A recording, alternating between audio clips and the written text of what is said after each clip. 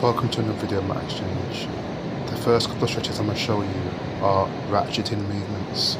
Think of your ball joints as ratcheting towards its equilibrium, so you get no sensations in the crotch area. So because you don't make full rotatory movements with your legs all the time, they're kind of repetitive movements. This series of 3 movements gets them to feel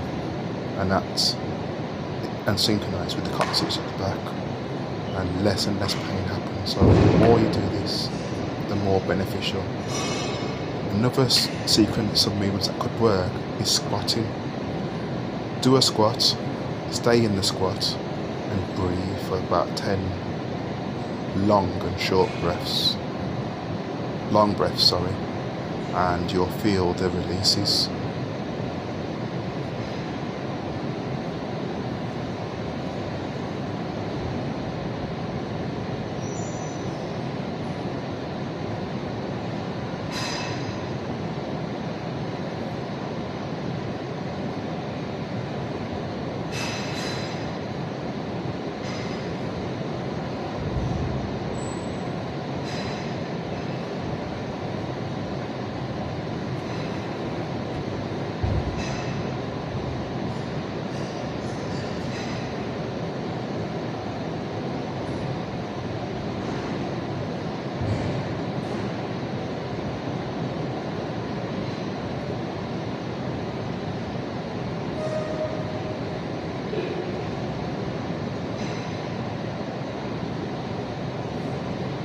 As we go into the next stretch, I do a bit of a variation on this stretch.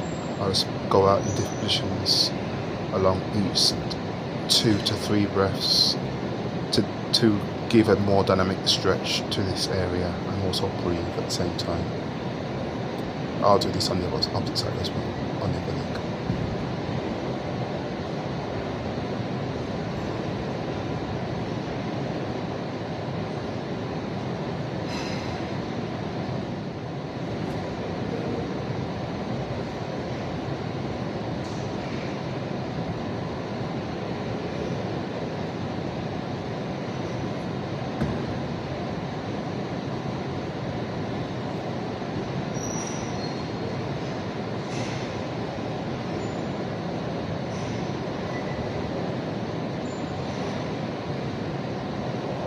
The next movement I'm going to show you strengthens the glutes to the point that it takes the pressure off the coccyx and allows the glute to activate when walking.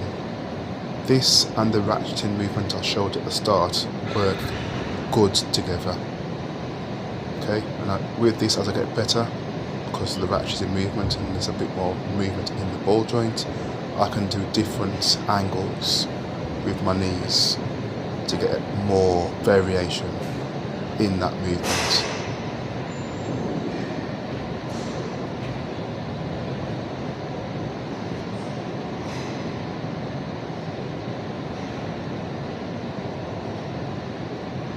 As I go into this next stretch, it's a very good indicator to show you've got any tightness in your coccyx area. So the ratcheting movement I showed you earlier, the squat movement and the breathing will highlight if this has got sensation. You need to do this as well. As we go into the next stretch, the splits,